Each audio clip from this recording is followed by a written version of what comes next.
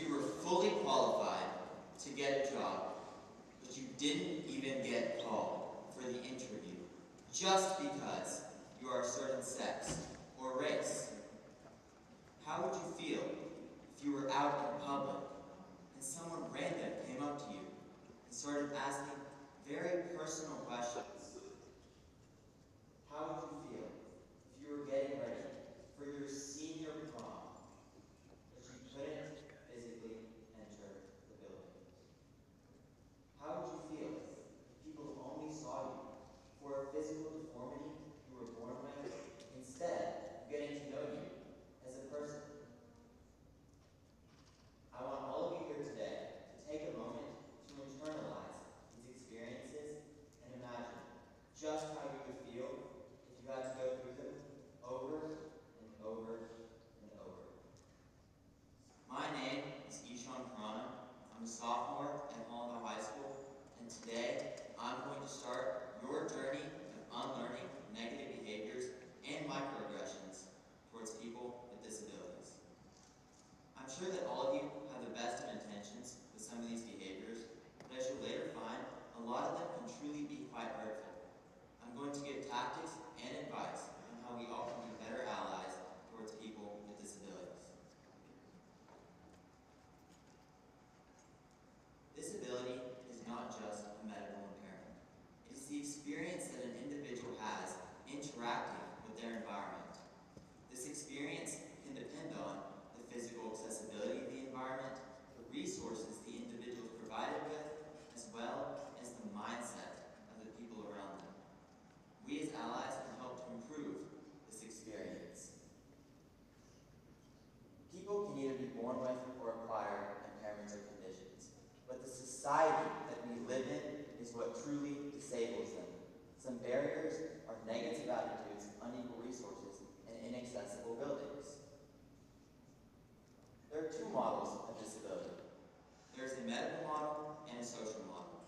While the medical model would suggest that a person's impairment is the reason that many things aren't accessible to them, such as stairs into a building, the social model would suggest that the building should have been designed in a way that's accommodating to everybody. It's not the impairment that's the problem. It's the designs throughout society that are. It's not about fixing people. It's about working with them where they are. This past week, I've gone around my school and asked my peers how many people they thought lived with a disability in the United States. While some of the guesses were close, most of them were really far off by many millions. In 2021, it was found that 42.5 million people live with a disability in the United States alone.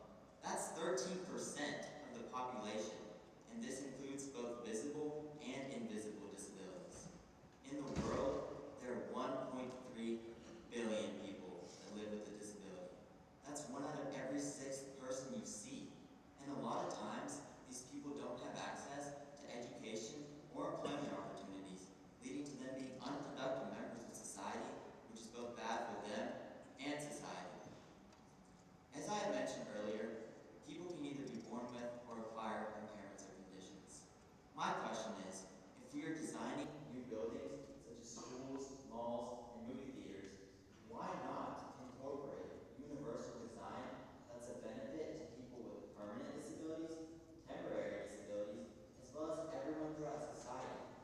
An excellent example of this are the automatic doors at the mall. These doors help someone with no arm, with one arm, a parent just carrying a child, and someone just carrying shopping bags. The sad reality is that even though the American Disability Act was passed in 1990, a lot of buildings still aren't accessible. My brother fractured his leg and was using crutches to get around.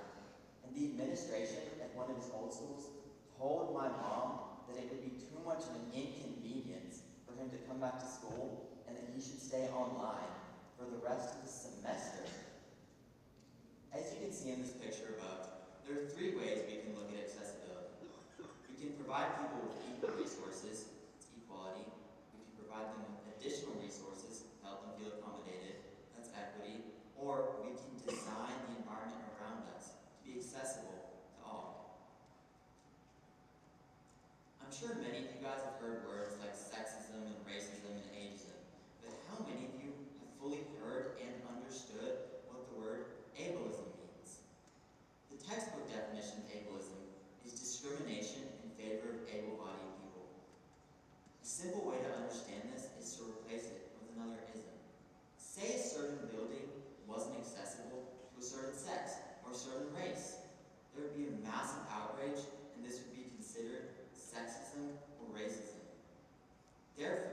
a certain building isn't accessible to someone who has a disability, that's considered ableism.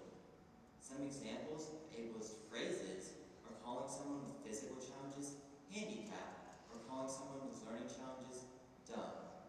I know it's very easy and common in our day-to-day language to use phrases like crippled, handicapped, bipolar, OCD, and dumb, but the truth is, these phrases are really quite hurtful, and it's very easy to switch them out for words that keep the atmosphere positive.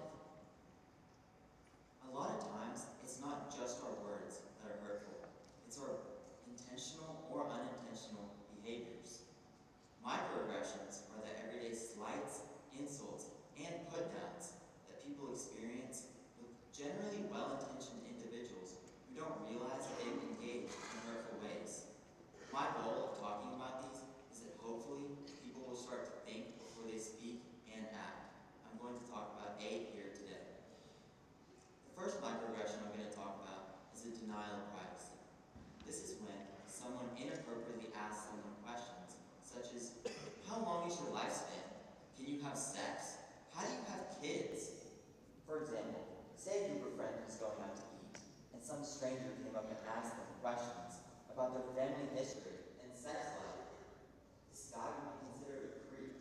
Why does the same not go when someone asks these identical questions to someone who has a disability?